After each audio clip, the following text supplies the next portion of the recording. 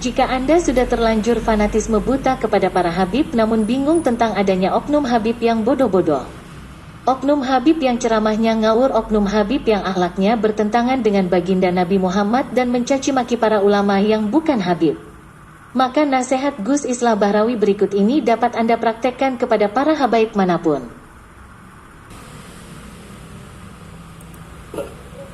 Makanya kemudian kalau saya ada Habib menggunakan oknum Habibnya mencaci maki ulama NU dan juga mencaci maki kalangan Nahdien, saya terus terang nggak mau cium tangan kepada dia, meskipun dia Habib. Tapi kalau Habib yang tawadhu, yang mengajarkan kerendahan hatian, mari kita bersama-sama, kita melebur dalam NU. Tapi kemudian membuta-butakan Gus Dur, mentang-mentang ulama NU mengajarkan kita untuk takzim kepada habaib, lalu dia menggunakan nama habaibnya untuk justru mencaci maki kita. Ini kacang lupa kulitnya, Pak. Ini terutama yang FPI. Sekarang menyerang NU semua. Padahal yang ngajari supaya kita tunduk, patuh, taat, takdim kepada para habaib itu ulama NU. Tapi mereka hari ini ngacak-ngacak NU, menyerang ulama-ulama NU, membuta-butakan Gus Dur dan sebagainya. Apa ini? Politik semua. Kenali. Makanya kemudian kalau saya ada Habib menggunakan oknum Habibnya mencaci maki ulama NU dan juga mencaci maki kalangan Nahdien, saya terus terang nggak mau cium tangan kepada dia, meskipun dia Habib. Tapi kalau Habib yang tawadhu, yang mengajarkan kerendahan hatian, mari kita bersama-sama, kita melebur dalam NU. Tapi kemudian membuta-butakan Gus Dur, mentang-mentang ulama NU mengajarkan kita untuk takzim kepada habaib, lalu dia menggunakan nama habaibnya untuk justru mencaci maki kita. Ini kacang lupa kulitnya, Pak. Ini terutama yang FPI. Sekarang menyerang NU semua.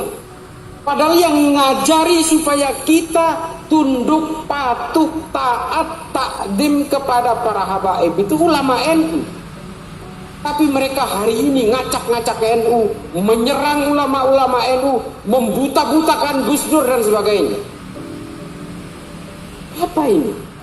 Kenali dulu kemanusiaan sebelum mengenal keimanan. Karena apa, Bapak Ibu sekalian? Kita semua ini mengenal keimanan karena kita memilih tempat kelahiran, yang semuanya kelahiran kita itu betul-betul kehendak Allah. Kalau saya lahir di Bali, Pak, kemungkinan besar saya agamanya Hindu. Kalau oleh Allah, Bapak Ibu sekalian, ditakdirkan untuk lahir di Meksiko, kemungkinan agamanya Katolik.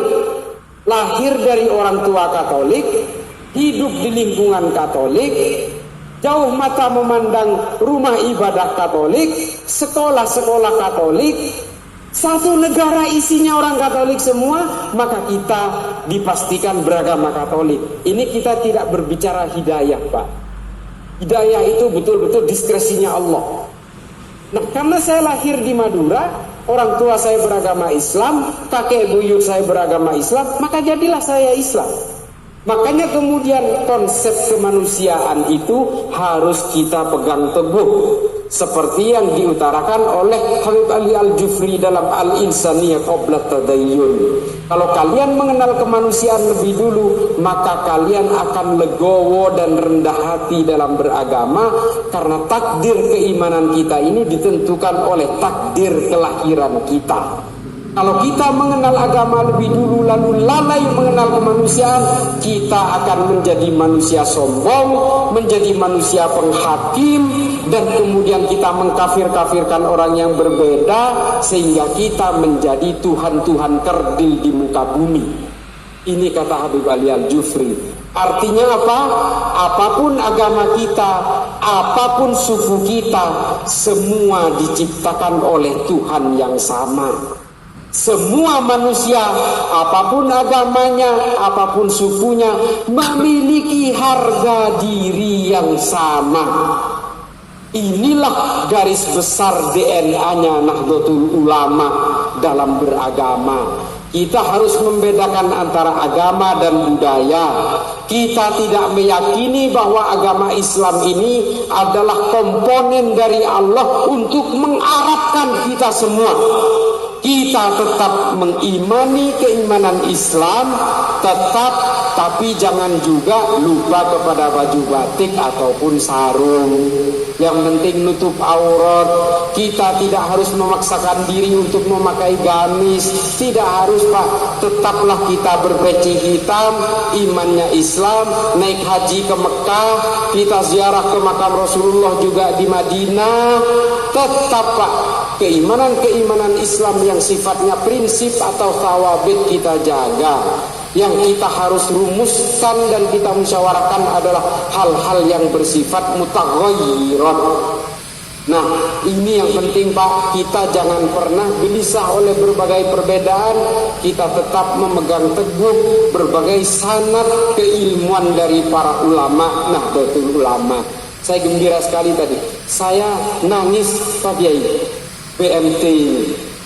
Kalau Mbah Hashim mungkin masih hidup hari ini, betapa bangganya beliau. Ini yang membuat kita hari ini betul-betul Nahdlatul Ulama harus menjadi manusia-manusia yang cerdas. Kita tidak boleh lagi menjadi korban-korban pembodohan berbagai ambisi politik atau ambisi-ambisi orang lain, wabil khusus propaganda barat. Jangan. Kita tetap bertahan dalam tali silaturahmi Nahdlatul Ulama. Kita tegakkan Nahdlatul Ulama. Saya kalau mau bercerita tentang Nahdlatul Ulama, Bapak Ibu sekalian, saya ini kerjanya adalah belusukan ke berbagai daerah. Saya menemui orang-orang Nahdien di berbagai pulau di Indonesia, termasuk kemarin saya baru pulang dari Labuan Bajo. MWCNU-nya itu anggotanya, Pak, cuma 22 orang, Pak. Karena Islamnya minoritas di sana. Dan 22 orang itu mereka bertahan dengan gigihnya untuk memperjuangkan NU. Mereka pakai jaket, mereka pakai peci dengan NU yang dibeli dari Jawa. Saya betul-betul nangis. Demikianlah nasihat yang sangat baik dari Gus Islah Bahrawi. Silakan amalkan dalam kehidupan kalian ya teman-teman.